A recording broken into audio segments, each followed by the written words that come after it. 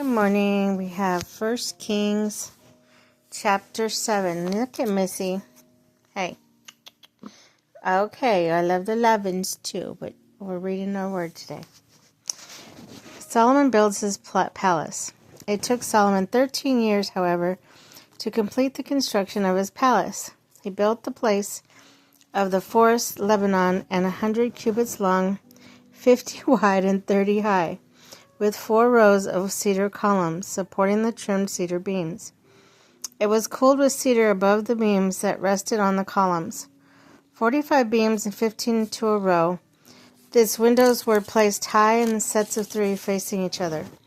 All the doorways had rectangular frames. They were, I love you too, baby, but you gotta back up. You gotta back up, standing on the word. Okay, they were front part of the seats of 3. Facing each other. He made a colonnade 50 cubits long and 30 wide. In front of it was a portico, and in front of that were pillars and an overhanging roof. He built the throne hall, the hall of justice. The hall of justice where she was to judge. Here comes the other mist thing. And he covered it with cedar from the floor to ceiling. And there he set the palace in which he was to live. Set farther back was similar in design. Solomon, who made the palace like a hall for Pharaoh's daughter, whom he had married. All these structures from outside the great courtyard and from the foundation to the eaves were made of blocks high-grade stone to cut and size and smoothed on their inner and outer faces. Hey! What are you doing over there? Anyways, the foundations were laid with stones of good quality. Some measured 10 cubits, and some 8. Above were high-grade stones, cut to size, and cedar beams. The great courtyard was surrounded by a wall of 3 courses. Girl?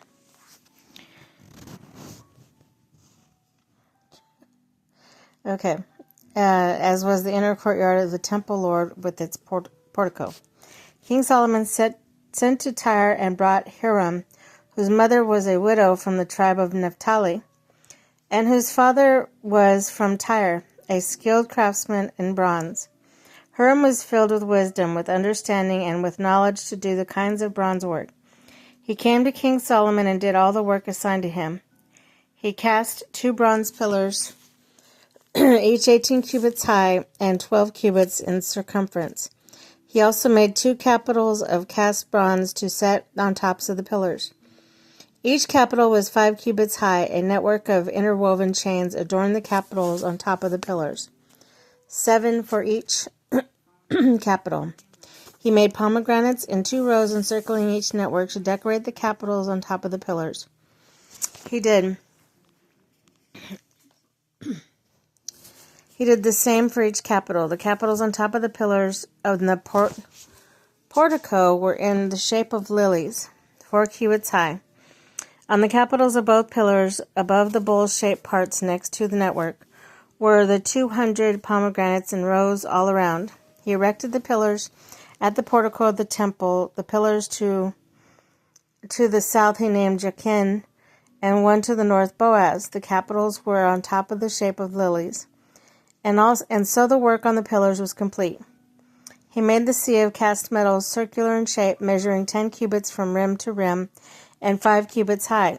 It took a line of 30 cubits to measure around it. 10 cubits.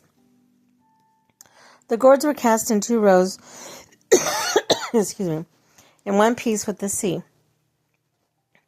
The sea stood on 12 bowls, 3 facing the north, 3 facing the west, 3 facing the south, and 3 facing the east. The sea rested on top.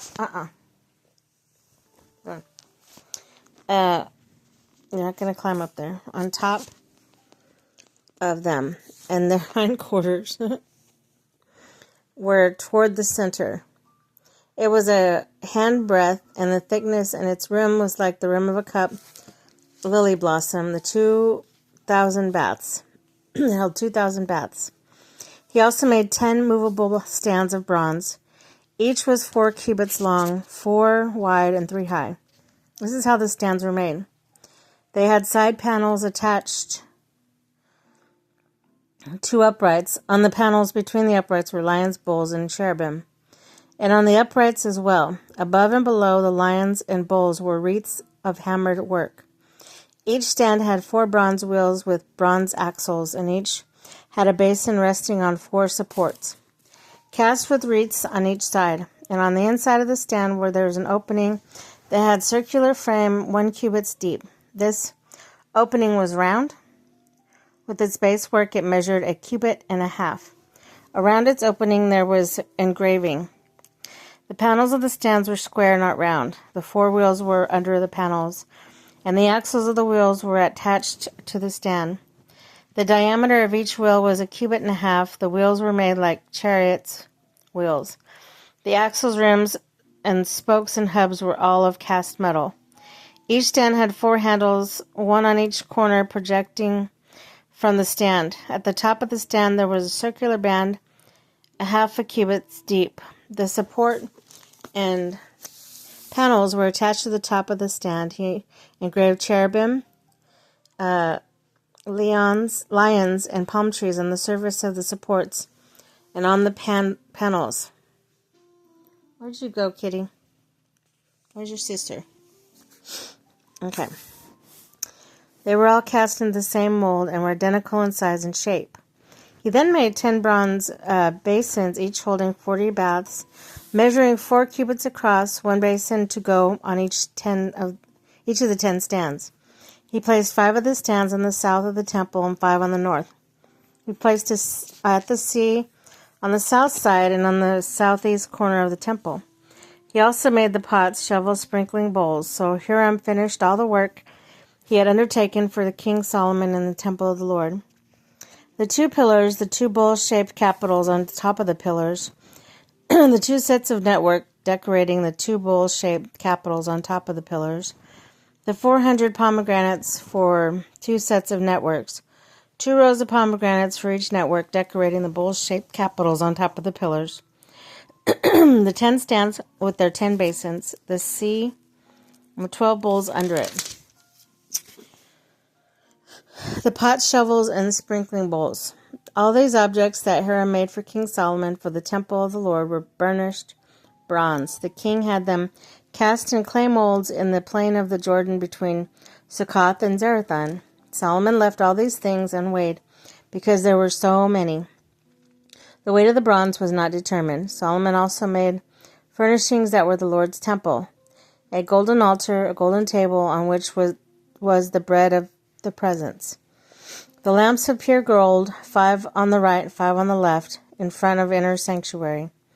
The gold floor work and lamps and tongs, the pure gold basins, wick trimmers, sprinkling bowls, dishes, and censers, and the gold sockets for the doors of the innermost room, the most holy place. Also for the doors of the main hall of the temple. When all the work King Solomon had done for the temple of the Lord was finished, he brought the things his father David had dedicated, the silver and gold and the furnishings, and he placed them in treasures of the Lord's temple.